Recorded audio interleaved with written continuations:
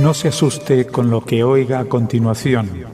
Es el eco del pasado cuando empezaron las emisiones de Radio Sefarad a finales de enero del 2004 y cuyos informativos semanales hemos reunido para revivir lo que entonces pasaba desde la perspectiva de nuestro tiempo.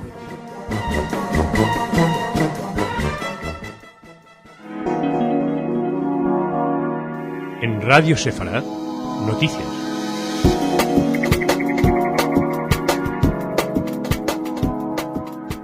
Bienvenidos a nuestro espacio informativo. Tras un fin de semana muy tenso en Londres con la amenaza terrorista, ayer a última hora recibíamos la noticia de que al menos 6 españoles habían muerto en un atentado suicida contra un grupo de turistas en Yemen. También habrían resultado heridos otros 6, al cierre de esta edición habían resultado heridos otros 6 turistas. Todavía no se sabía nada, pero parece que estamos viviendo un momento de una ofensiva terrorista contra Occidente. Después de estas noticias, nosotros hoy les hablaremos de Israel, de sus relaciones con Siria, con los palestinos. Se cumple ya un año después de la guerra contra Hezbollah del verano. Les hablaremos de Venezuela y los judíos y también de las relaciones de Israel y España con la Cámara de Comercio. Empezamos en Israel. El diario Ma'ariv informaba ayer de que el ejército israelí convocó una serie de maniobras en los altos del Golán con el fin de prepararse para un posible conflicto armado con Siria. Si bien sus comandantes aseguraron de que se trata de unos ejercicios con fines defensivos, el rotativo aseguraba ayer de que se trata de maniobras cuyo objetivo es adiestrar a los efectivos con vistas a una posible guerra, aunque no mencionaba el número ni el tipo de las fuerzas que participarían en ellas. Sí destacaba, por el contrario, que Israel advirtió a Siria de la realización de las maniobras a fin de impedir cualquier error de interpretación que pueda desencadenar un conflicto no deseado, en particular porque tienen lugar junto a la frontera. Era una noticia con ciertos tintes alarmistas y el periódico también sostenía que se ha aclarado a Damasco que se trata de maniobras defensivas únicamente.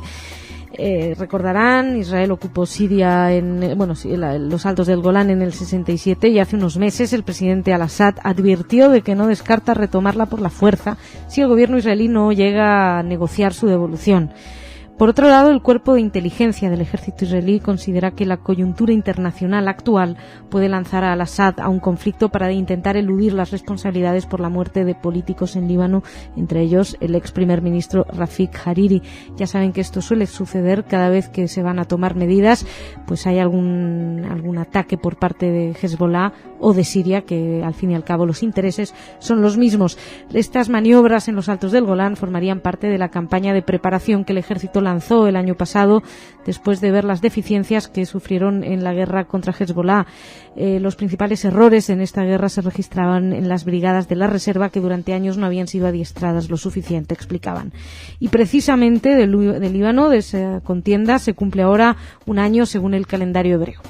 Decenas de familiares y amigos de los 119 soldados y 44 civiles israelíes muertos en la guerra del año pasado en Líbano contra Hezbollah comenzaron ayer una marcha por los principales puntos de este conflicto. La denominada Marcha de la Vida comenzó en la localidad de Far Giladi, al norte del país, donde 12 soldados israelíes murieron por un cohete Katyusha lanzado por el grupo chií.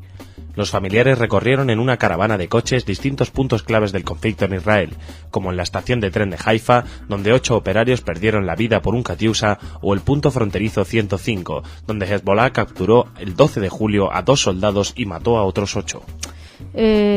Concluía en torno a las 6 de la tarde con una ceremonia religiosa en Jerusalén y Olmert ha sido el gran ausente de esta marcha y de la ceremonia. Él no estaba obligado a asistir ya que no era un acto de Estado.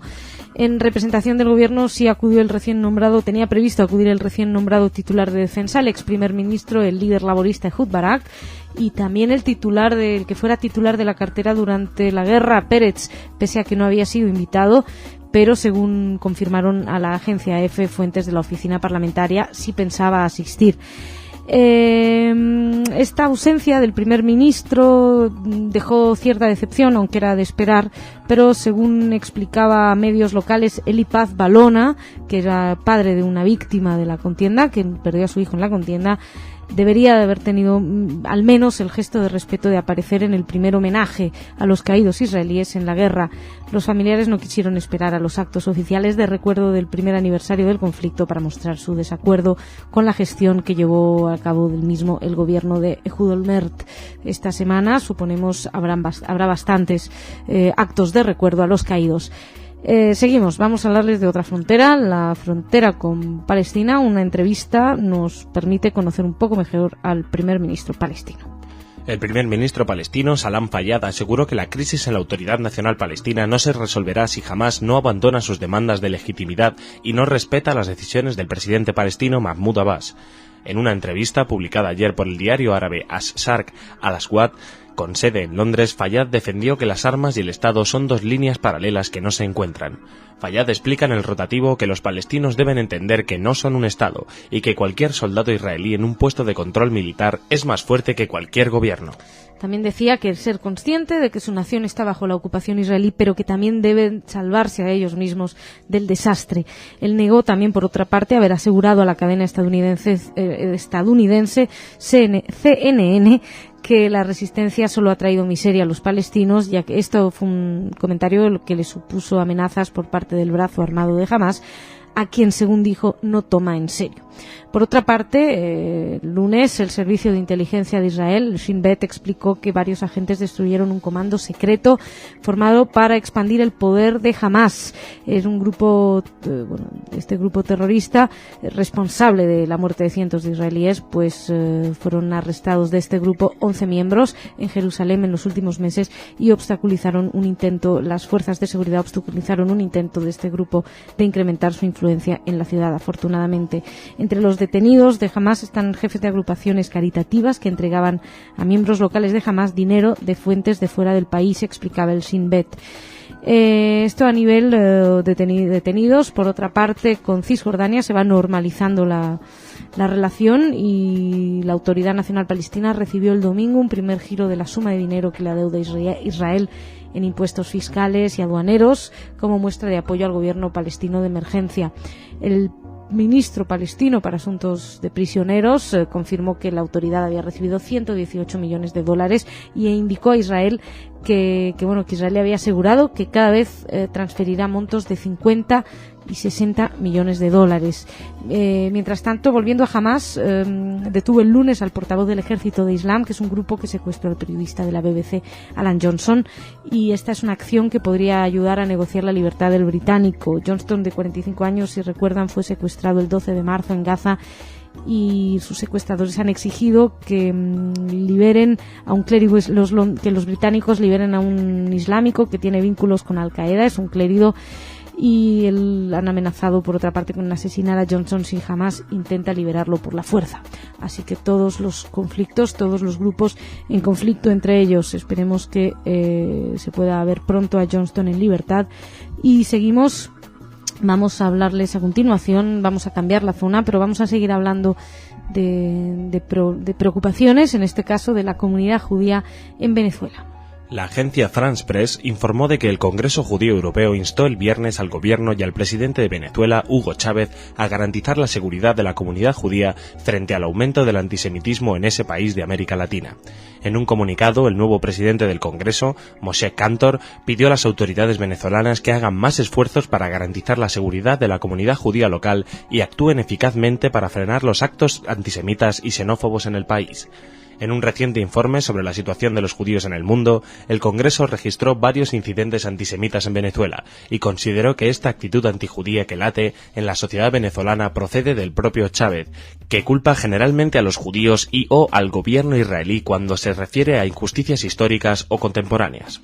En el informe, el Congreso subrayó los fuertes vínculos de Venezuela con Irán y el mundo árabe debido a su condición de país productor de petróleo y que es algo que influencia la actitud del gobierno de Chávez frente al conflicto en Oriente Medio y frente a los judíos en general. Y para muestras basta ver este fin de semana el encuentro entre Hugo Chávez y el presidente iraní Ahmadinejad, estrechándose la mano, bromeándose en un acto realmente de soberbia frente a los Estados Unidos, intentando demostrar este eje antioccidental.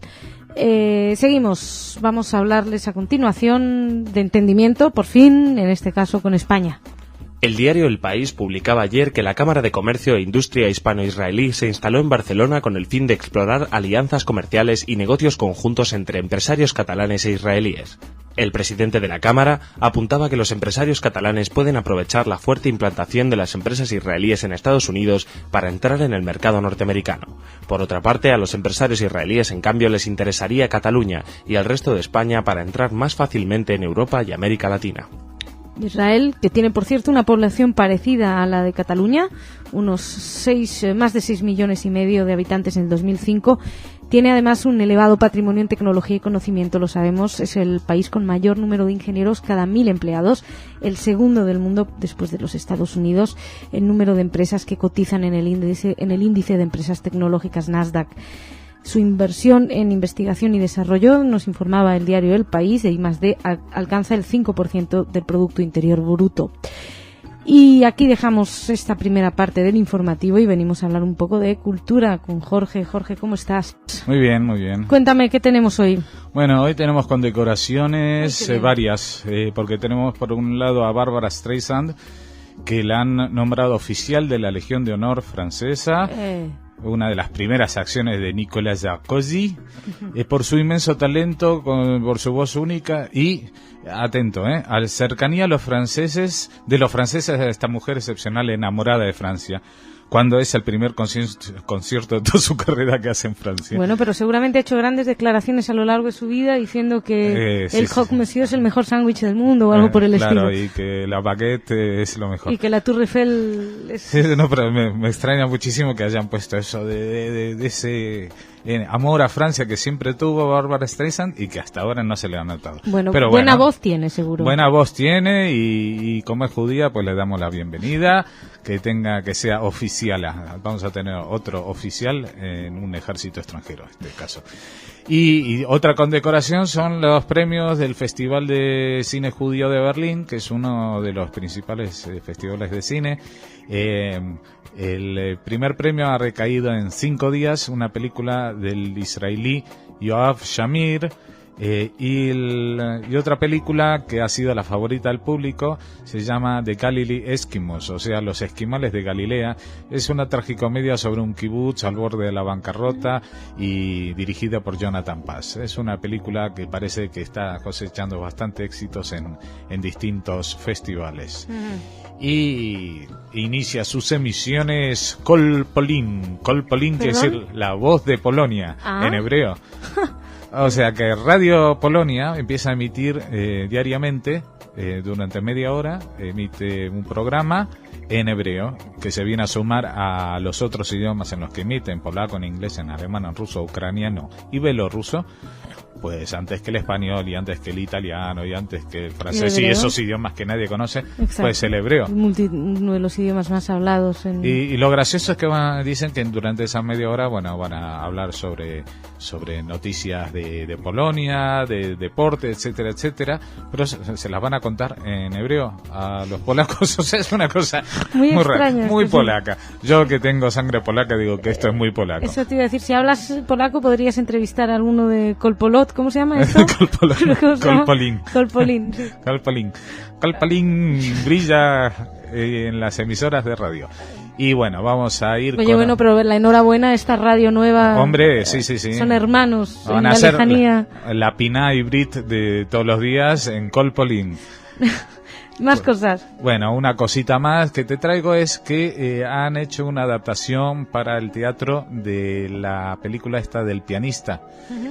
Pues Mijael Rudi ha elaborado una puesta en escena que según pinta por la descripción parece que es muy prometedora, porque en el escenario también va a haber alguien tocando, un pianista tocando en directo las obras de las cuales habla la película. La película está basada en la historia de Vladislav Shpilman, un pianista judío que tiene una suerte y un instinto, digamos, sobrenaturales para sobrevivir en las condiciones del gueto de Cracovia, y que gracias a su obsesión por la música, especialmente Chopin, pues logra salir del paso.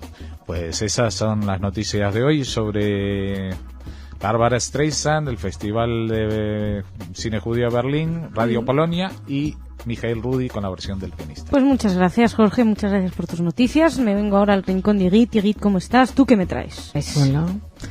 Bueno, una noticia triste hoy, realmente. Muere en la cárcel un egipcio acusado de espiar para Israel. Sherif Fawzi Mohammed al-Filali, convicto de haber proporcionado información sobre Egipto a las autoridades de Israel en 2002, ha sido encontrado muerto en su celda de un ataque cardíaco, según las fuentes que han dado la noticia. Se trata de un ingeniero egipcio que ha estado en prisión en el Cairo durante estos últimos años. Los oficiales de la prisión encontraron a Sherif Fawzi Mohammed el-Filali, de 41 años de edad, muerto en su celda de la cárcel de Dora, cuando procedieron a despertarle por la mañana, según dijeron, atribuyéndose la causa de su muerte a un fallo cardíaco. Se ha pedido a la familia que acuda a disponer del cuerpo del preso. En marzo de 2002, un tribunal de seguridad del Estado egipcio condenó a el-Filali por haber espiado a favor de Israel y le sentenció a 15 años de cárcel y trabajos forzados. El-Filali se había proclamado inocente de los cargos e Israel había advertido de que no existía tal espía suyo. Además, un tribunal había absuelto a el-Filali en su primer juicio en el junio de 2001. Pero el presidente Hosni Mubarak ordenó un nuevo juicio con la intención de meterle otra vez en la cárcel. Bueno, pues Irit, muchísimas gracias. Gracias a ti. Muchas gracias a ustedes por su atención. Mañana más.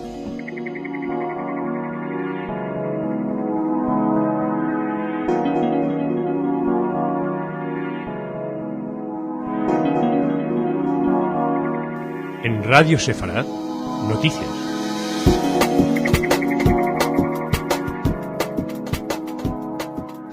Bienvenidos a nuestro espacio informativo en el que seguiremos hablando de las relaciones entre Israel y la Autoridad Nacional Palestina, sus relaciones con Hamas y también con Cisjordania. Por otra parte, la reacción de Israel frente al atentado de Yemen, y hablamos de una noticia importante, es que la justicia argentina ha ordenado investigar a Carlos Menem en referencia al atentado contra la sede de la AMIA. También les hablaremos de la caza de nazis en Alemania. Empezamos en Israel. La oficina del primer ministro completó el listado de los 250 presos palestinos miembros de Al-Fatah encarcelados en Israel y que serán puestos en libertad, según prometió Ehud Olmert al presidente palestino Mahmoud Abbas en la cumbre de Sharm el-Sheikh. La comisión encargada de configurar la lista concluyó su composición y que la propuesta sería analizada hoy por el director general del Ministerio de Justicia, antes de ser sometida a la aprobación del Consejo de Ministros el próximo domingo. La comisión eligió como candidatos a ser liberados a miembros del grupo Al-Fatah, que lidera el propio Abbas, y que no están implicados en delitos de sangre.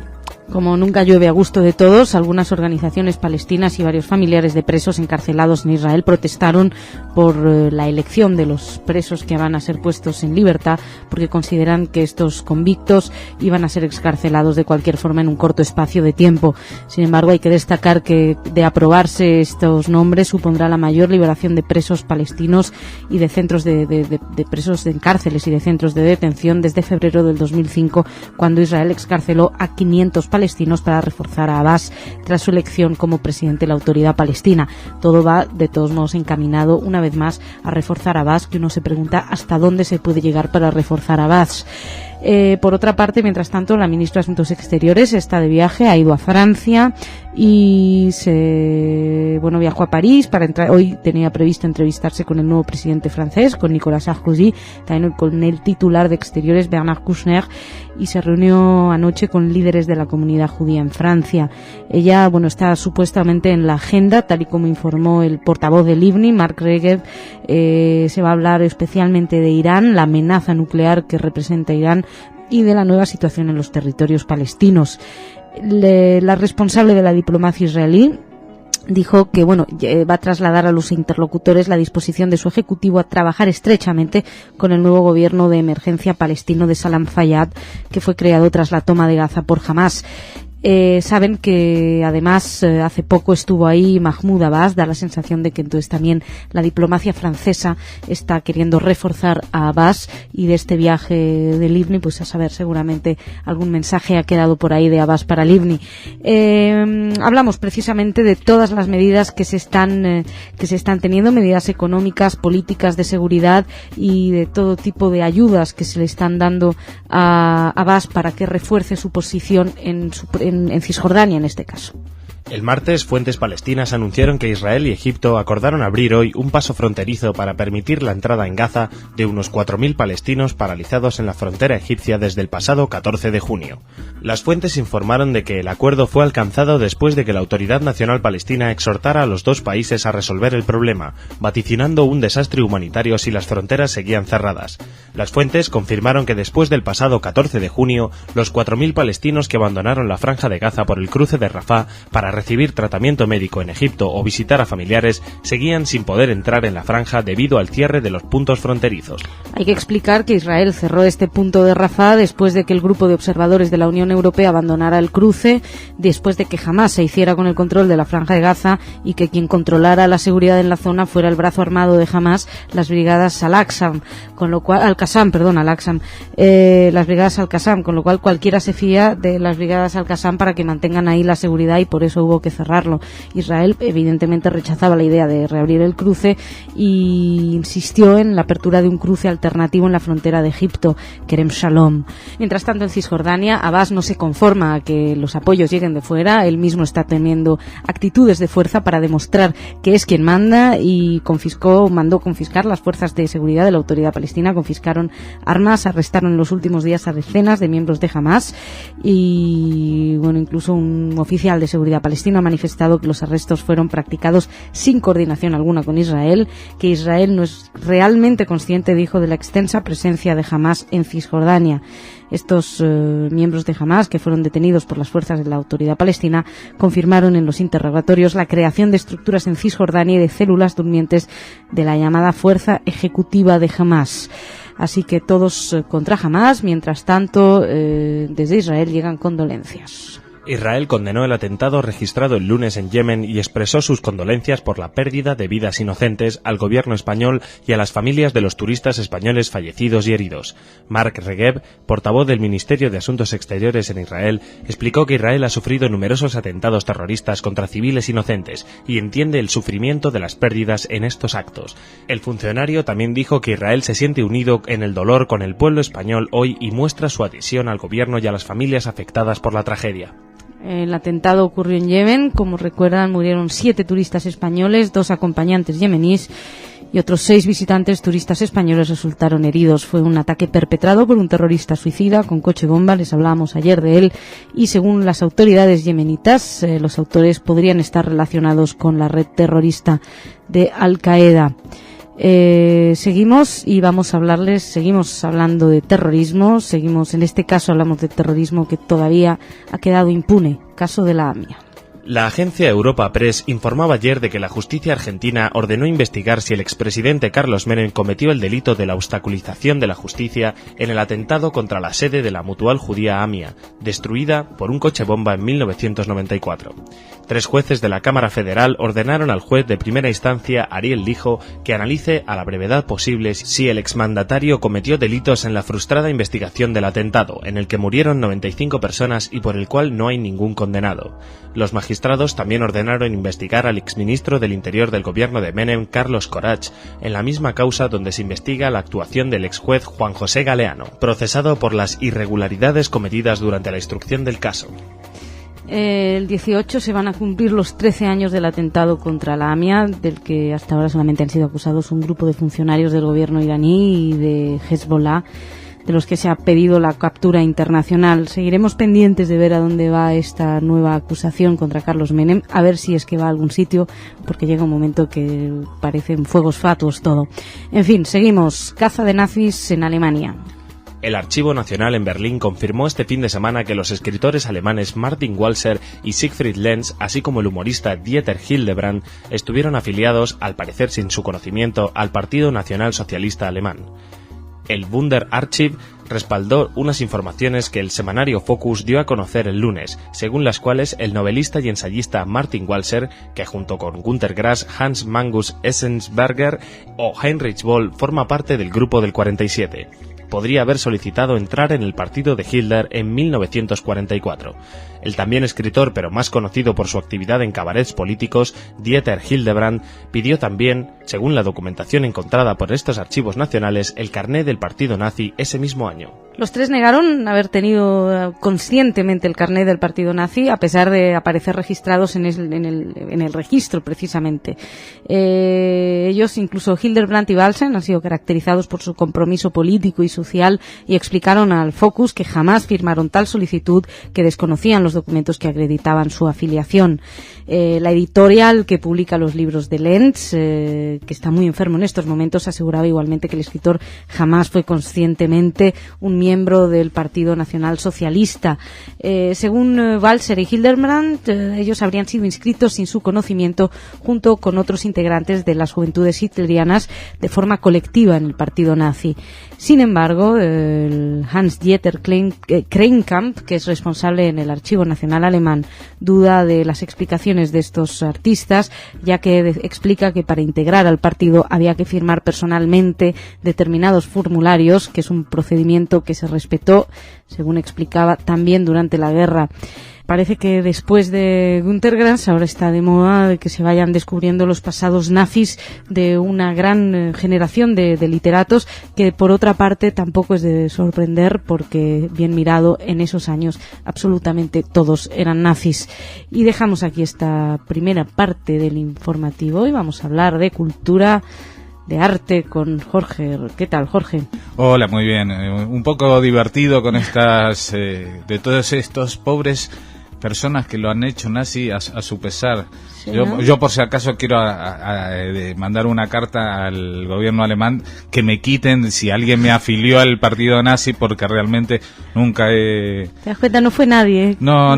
Pero aparte dice, no, yo del partido no fui, solamente era de la juventud hitleriana, vamos. Sí, también es verdad que era obligatorio, pero bueno, si lo eras, lo eras. Sí, bueno, había obligaciones, pero hubo gente que pese a las obligaciones... Tú hablabas hace poco, o lo hablaba yo, de un libro que es Yo no, precisamente, ahora olvidé el nombre del autor, que habla de cómo su familia fue capaz de no estar cercana a los nazis. Incluso es un poco un libro respuesta a Günter Grass. O por lo menos no decir después, ustedes, sí. Porque nosotros, hubo una parte de la sociedad alemana, no todos éramos nazis. Bueno, entonces esto que confirma el viejo dicho de generalizar, no hay que generalizar, pero en este caso, bueno, está justificado, ¿no? Bueno. Parece que sí, que la mayoría o la inmensa mayoría sí que eran. En fin, sí. Por eso, por cierto, recomendar el libro No solo Hitler, de otro autor cuyo nombre también he olvidado, y tengo un día...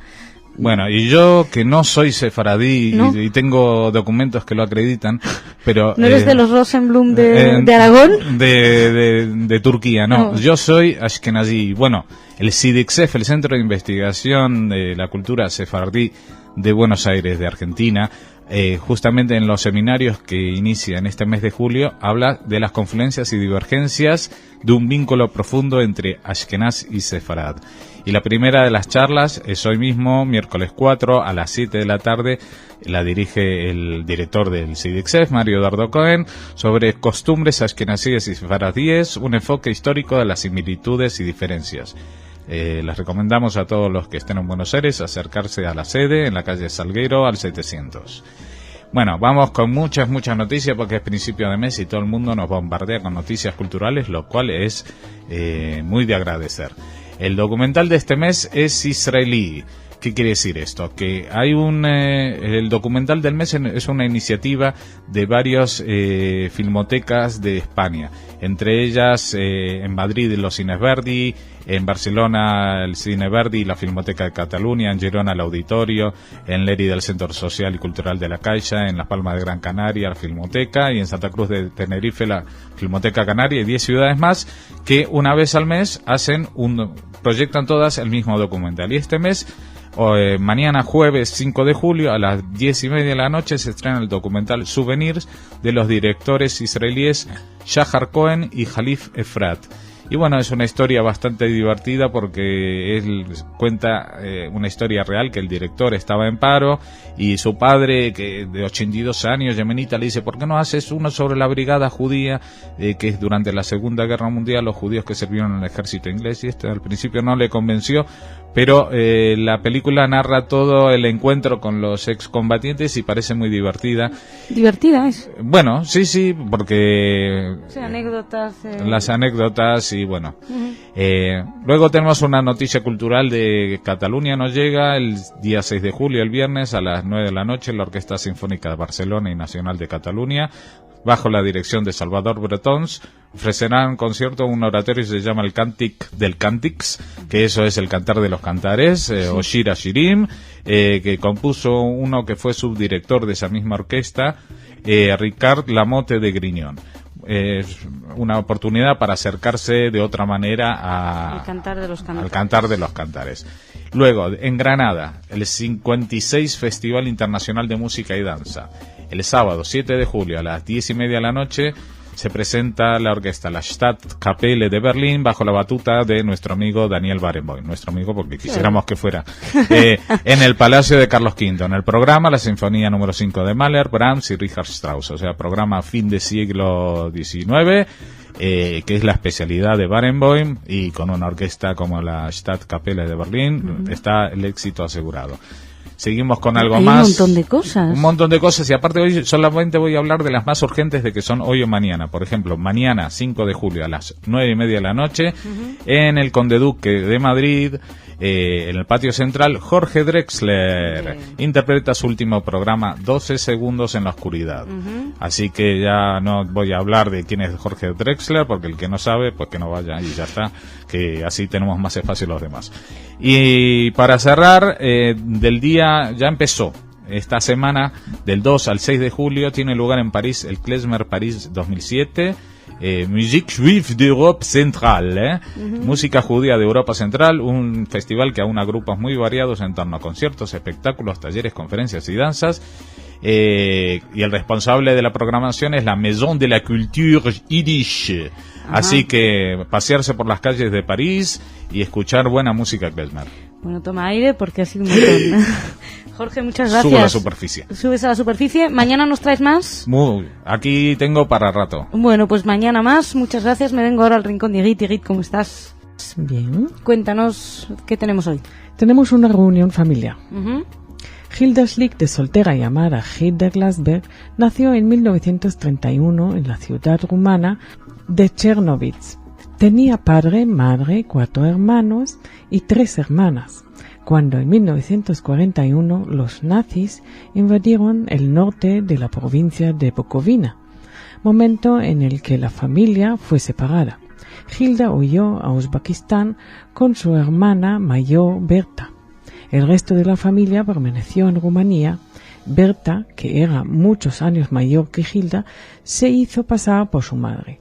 El marido de Berta era un oficial del Ejército Rojo, establecido en Rumanía, que fue muerto durante la guerra.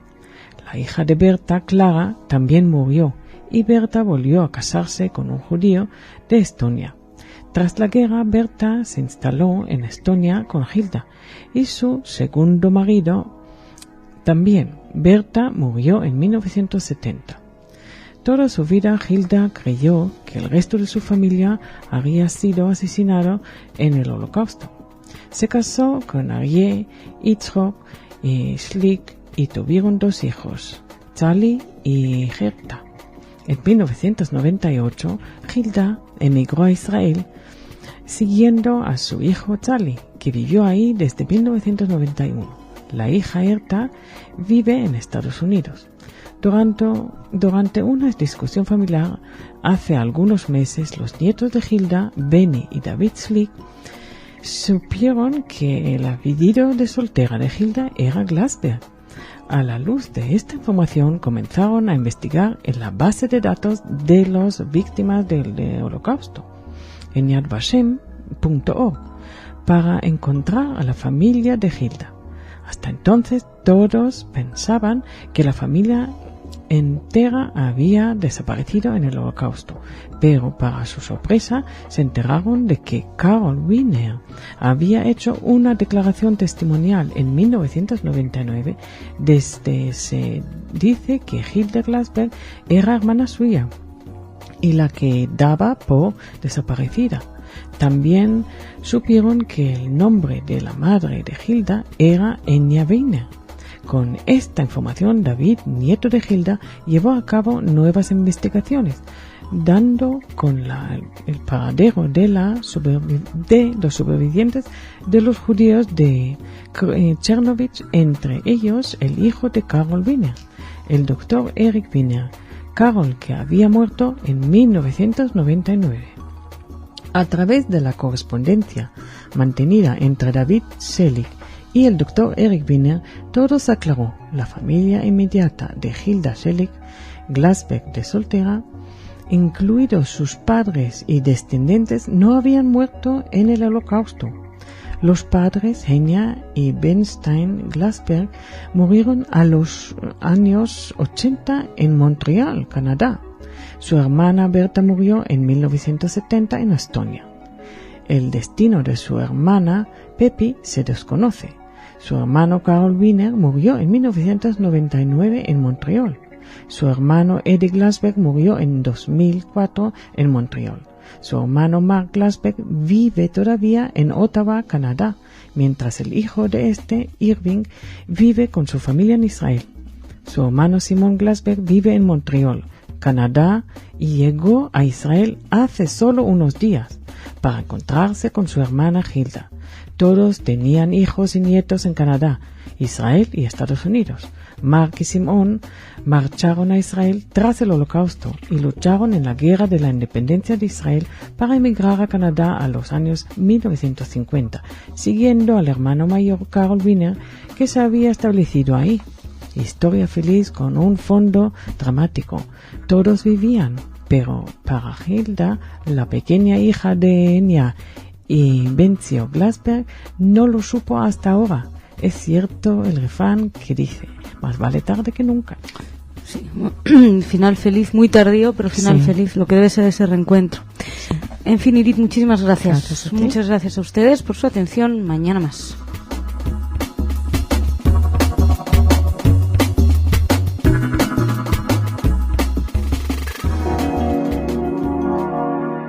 En Radio Sefarad, noticias.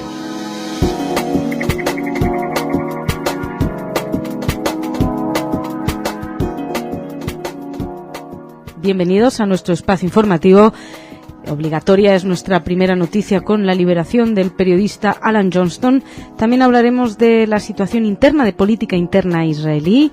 Nos acercaremos a Argelia en un caso de espionaje y también nos acercaremos al pasado. Recordaremos por un lado en Letonia y por otro lado en Viena. Hablaremos de los recuerdos de la Segunda Guerra Mundial y del Holocausto. Empezamos con una noticia feliz. El periodista británico Alan Johnston, liberado el miércoles de un cautiverio de casi 4 meses, dijo que estuvo retenido por milicianos palestinos en un confinamiento solitario en la Franja de Gaza, en una experiencia que describió como estar enterrado en vida. Los dirigentes de Hamás dijeron que la liberación de Johnston representaba el comienzo de una nueva era de ley y orden en la anárquica franja costera, pero anticiparon que no desarmarán ni reprimirán al grupo que secuestró a Johnston y que se inspira en Al-Qaeda. Hamás afirmó también que el soldado israelí Gilad Shalit, secuestrado el año pasado por aliados de Hamás, podría ser liberado próximamente si Israel libera a cientos de prisioneros palestinos. Israel rechaza esa exigencia, como ya saben. El Ejército del Islam, que es este grupo que había secuestrado a Johnston, es un grupo que fue calificado por el periodista de un grupo de yihadí más concentrado en de alguna manera meter una navaja a Gran Bretaña que en el conflicto palestino con Israel. Fueron estas las declaraciones del periodista en la rueda de prensa que dio. A cambio de la libertad de Johnston, el Ejército del Islam exigía que Londres liberara a un clérigo musulmán radical que tiene vínculos también con Al-Qaeda. Sin embargo, Hamás se apresuró y capturó el lunes al portavoz del Ejército del Islam como posible ficha de cambio y lo dejó en libertad el martes, así que es posible que la ficha de cambio haya servido. Es curiosa manera la de liberar a la gente, secuestrar a otra para liberarlo a cambio. No sabemos si eso es lo que dice Hamás de que está volviendo el orden y una nueva ley a la Franja de Gaza. Una vez que Johnson estuvo libre, se vio rodeado por personal armado de seguridad de Hamás. Lo llevaron a una conferencia de prensa junto a Ismail Haniyeh, el ex primer ministro palestino, que ahora mismo es quien encabeza el régimen de Hamás en Gaza.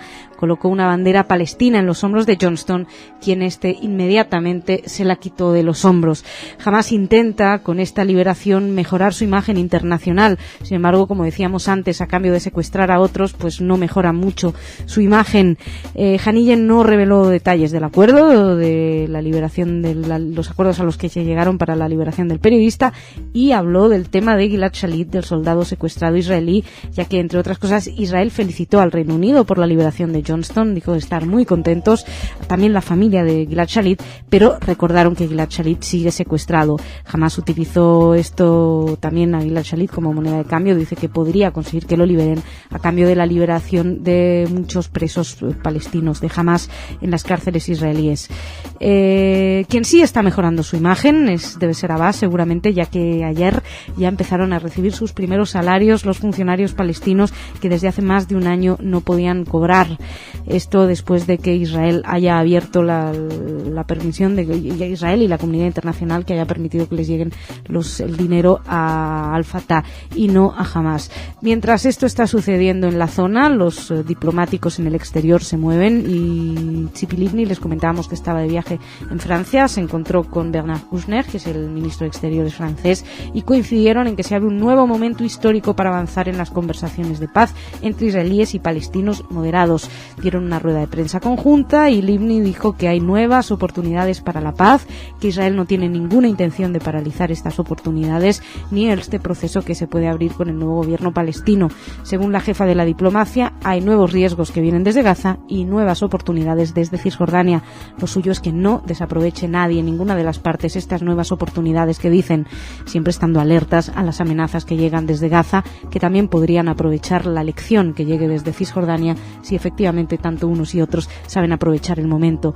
Por cierto, que Tzipi Livni se encontró ahí en Francia con el ministro de Asuntos Exteriores de Marruecos, Mohamed Ben Aissa, que no estaba previsto que fuera. No se dijo exactamente de qué hablaron, pero seguramente hablan de la situación en Oriente Medio, y puede ser curiosa este encuentro. En fin, después de hablar de la situación entre países, vamos a pasar a hablar de la vida política interna en Israel.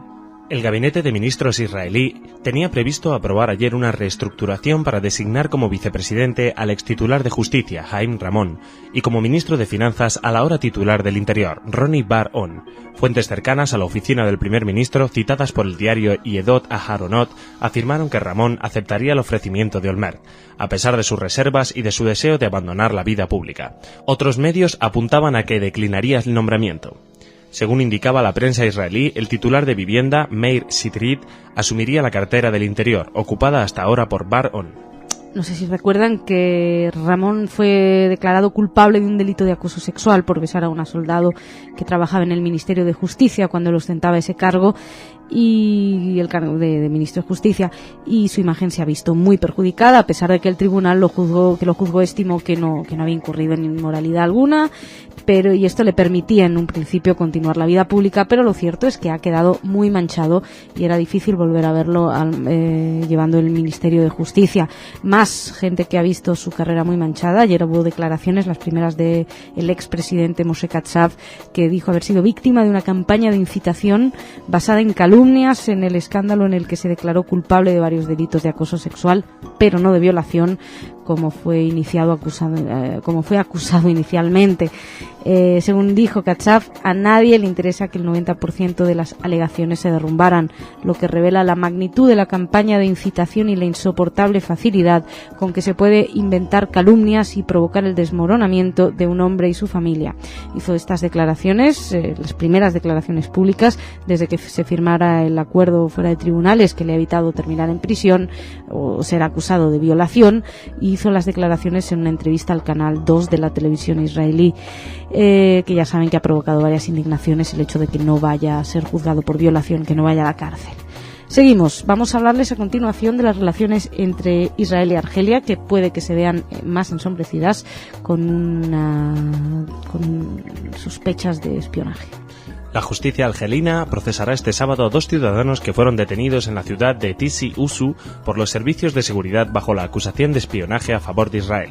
El diario argelino Esuruk indicaba ayer que estos individuos, de cuyas identidades solo se han dado sus iniciales, fueron arrestados hace varios meses por el contraespionaje, manteniéndose hasta ahora en secreto el hecho en espera del juicio.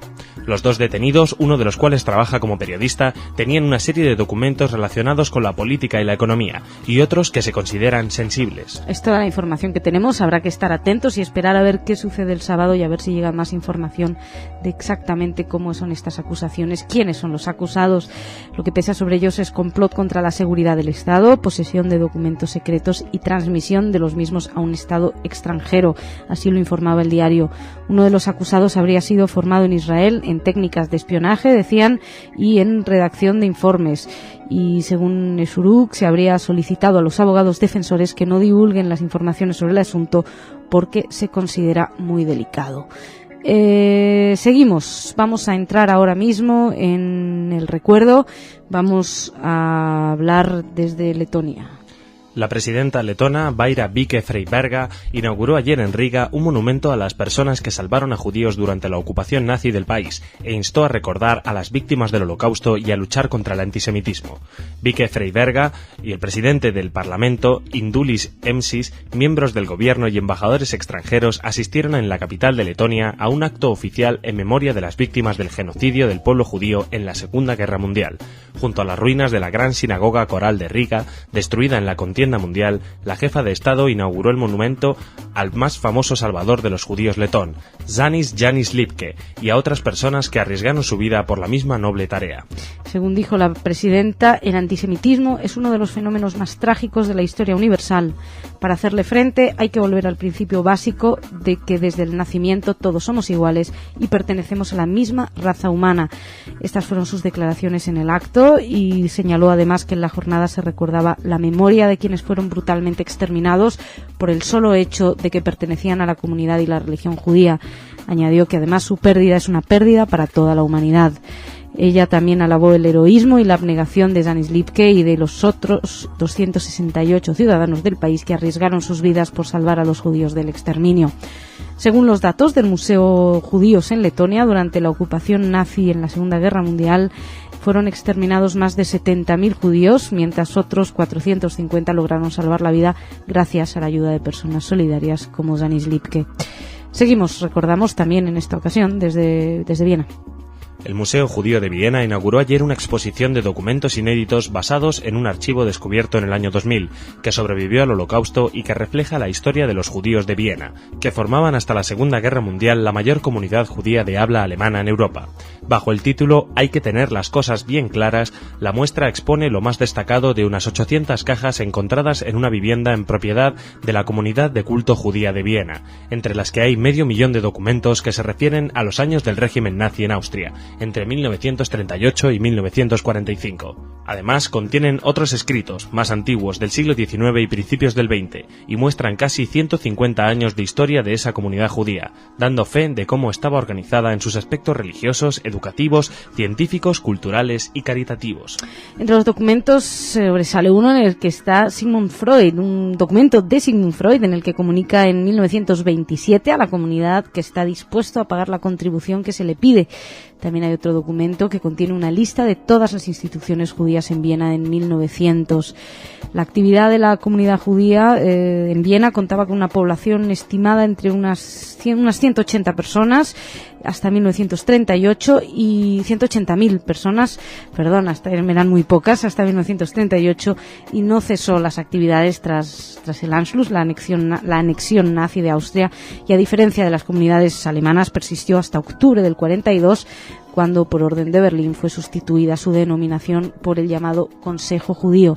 Por cierto, que quien se ocupó y quien utilizó el autogobierno de la comunidad judía de Viena como su política judía en los países europeos ocupados por la Alemania nazi fue Adolf Eichmann, de quien hace poquito en Argentina se encontró el pasaporte con el que pudo entrar a dicho país. En fin, dejamos aquí esta primera parte del informativo. Vamos a hablar de cultura, de arte. Hola, Jorge, ¿cómo estás? Muy bien, emocionado por esta carta de Sigmund Freud a la comunidad judía. Que dice que sí, que paga. Sí, pero seguramente lo habrá justificado diciendo pago porque mi padre en realidad no quería que yo fuera judío. No, pero ustedes me quieren cobrar porque ustedes cuando eran pequeños, sus padres... Eso, culpa de mamá todo. Claro, seguro que, en fin, lo paga. Por cierto, tú tienes el dudoso honor de haber sido vecino de Eichmann, nos contaste una vez. Sí. Ahí en la localidad de Florida, en Buenos Aires, Argentina. Sí. Me quedé con la duda, ¿lo llegaste a ver alguna vez? No. La verdad que lo atraparon justo antes que nos mudásemos allí, un año antes. Por eso os mudasteis, porque ya no estaba. Sí, porque ese ya no estaba. Habría otro, pero... Ese en concreto se lo habían llevado. Cuéntanos, ¿qué tenemos? Bueno, yo hoy vengo a hablar de actividades de España, ¿vale? Vale. O sea, agenda cultural amplia que seguimos con España. Empecemos con Ávila, de julio a octubre. La sala de exposiciones del Episcopado de Ávila presenta una exposición sobre la memoria judía de la ciudad. Recordemos que allí se dice, porque todo el mundo se lo atribuye, que Moshe de León escribió el Zohar, el libro del esplendor, que es la base de la Cábala. Y una de las cumbres de la exposición es el decreto de expulsión de los judíos de la ciudad de Ávila, el documento original, que habitualmente está en el archivo municipal y que lo han sacado para esta ocasión. Vale, eso es el tipo de historias que se encuentra en los museos sefardíes de España. Documentos de expulsión del barrio, de la ciudad, de la casa, confiscaciones, cosas así. O sea, en general son documentos de otros sobre los judíos. ¿No? De los judíos no quedó desgraciadamente mucho. Una exposición, Esencia de Sefarad, en el Museo Regina de Córdoba. Está hasta el 15 de agosto y consiste en la exposición de 63 fotografías panorámica en blanco y negro de las 21 ciudades que componen actualmente la red de juderías de España. Y autor es el fotógrafo cordobés Francisco Sánchez Moreno. Vamos a otra cosa un poquito más divertida. En Portaferrada, Noa se va a presentar en el Festival de Sant Feliu de Guíxols en Girona con un nuevo programa que se llama Noa Sing Jazz. Va a cantar, mejor dicho, estándares de jazz. Esto es algo sorprendente porque últimamente venía con su programa con el cuarteto de cuerdas Napolitano Solís, y en Israel ha sacado un disco de canciones napolitanas traducidas al hebreo, que estoy esperando a ver si puedo hacerlos oír a los oyentes. Pero a nivel internacional, pues este año se presenta el día 9 de agosto a las 22:30 en el Nou Spyport, frente al mar, en San Feliu de Guíxols, como he dicho, Noa cantando estándares de jazz. Frente al mar. Frente al mar, frente a Dios. Este es para tus oyentes que mandan mails que te quieren oír seguir cantando. Que oyen boleros antiguos. Por su parte, el 20 de julio, a la misma hora, o sea, a las 21:30 en el patio de Conde Duque. Habíamos dicho ayer que Jorge Drexler se presenta este viernes, ¿no? Pues el 20 de julio a la misma hora, a las 21:30 en el Conde Duque, Ariel Roth, nuestro amigo y ya contertulio casi de Radio Sefarad, porque lo hemos entrevistado, pues va a ir a presentar su show, que seguramente tendrá mucho que ver con este disco que nos ha comentado de dúos y tríos. O sea que me imagino que será Ariel Roth and Company, con muchos amiguetes de la época y de épocas más modernas. Y tiene muy buena pinta, sí, incluida Amaral, Fito Fittipaldi, toda esta gente joven. Genio Urrutia. Exacto.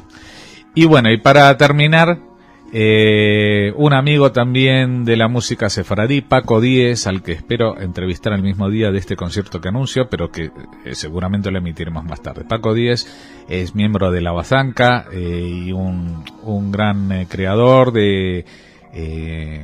cantante e intérprete de música de canciones sefaradíes. Él toca también mandola, zanfona, guitarra, un montón de instrumentos, y se presenta con el programa de romances sefaradíes en los veranos del Museo Nacional de Antropología en Madrid. Para los que no lo sepan, es justo atrás del Museo Nacional, ahí en la Plaza de Colón. El 26 de julio a las 9 de la noche, pues ya saben, están todos invitados al Museo Nacional de Antropología Romances sefaradíes con Paco Díaz. Bien, el museo es el que está ahí en... Es el que está sobre Serrano. Sobre Serrano. En vez de estar sobre la Castellana o Paseo del Prado o no sé cómo se llama allí. Que puede ser muy interesante. Muy bien, ¿hay más cosas? Hay más cosas, pero nos guardamos algo para mañana. Bueno, no, si tú mañana no vienes. Por eso te guardo, Hombre, guardo a ti que tengas lo que contar. Está bien, para que vean, así funcionamos. Lo que no cuente él hoy aquí, me lo da a mí para que lo cuente mañana. Jorge, te despido hasta el lunes. Hasta el lunes, adiós, adiós. Hasta luego. Muchas gracias. Ahora me vengo al rincón de Dieguit. ¿Cómo estás? Bien. Cuéntanos, ¿qué tenemos hoy? Sobre soldados. Soldados. Sí. Los soldados judíos americanos también dan su vida por América. Más de 1,000 personas asistieron al funeral de un soldado judío del sur de Florida caído en Irak. Se trata del especialista del ejército norteamericano Daniel Agani, de 25 años de edad, conocido cariñosamente como G.I. Joe. Fue asesinado en Bagdad el 21 de junio cuando un artefacto explosivo fue detonado al paso de su vehículo. Agami fue enterrado la semana pasada con honores militares en el cementerio Star of David en Norte Lauderdale de Florida. Se le concedió la condecoración Corazón Púrpura o Purple Heart, la estrella de bronce o Bronze Star y una medalla del ejército. Agami se había graduado en la Academia Hebrea del Community School en Margate. Rabbi Yossi Denburg, deán de esa escuela, dijo en el funeral que Agami mantuvo la kashrut en el ejército. Dormía con una bandera americana y otra israelí sobre su litera, y su rifle tenía como signo el martillo hebreo. La Academia Hebrea, donde estudió, ha establecido una beca en su nombre. Su capitán en Bagdad, Gerard Porcel, dijo que Agami no solo era un soldado de combate, sino también un tutor para niños huérfanos iraquíes. Bueno. Y otra noticia es sobre una Torah. ¿Sobre una qué, perdona? Una Torah. Ah, una Torah. Que tiene que ver con los soldados, fíjate. La agencia Associated Press ha informado acerca de que un Sefer Torah que sobrevivió el Holocausto en Lituania pasó a formar parte del portaaviones Harry S. Truman de la Academia Norteamericana. El portaaviones, que lleva el nombre del presidente norteamericano número 33, puede llevar hasta 90 aviones y helicópteros y fue utilizado durante la invasión norteamericana a Irak en 2003. De acuerdo con el informe, no es la única Torah a bordo, ya que también hay otra que fue donada por el entonces presidente de Israel, Ezer Weizmann. En la ceremonia para recepción de la Torah participaron senadores norteamericanos. No está claro el uso que se le va a dar y este Pentateuco, si será realmente utilizado o si será considerada como pieza de museo. Bueno, un museo que no sea el portaaviones. No. En fin, Edith, muchas gracias. Gracias a ti. Gracias a ustedes por su atención. Mañana más.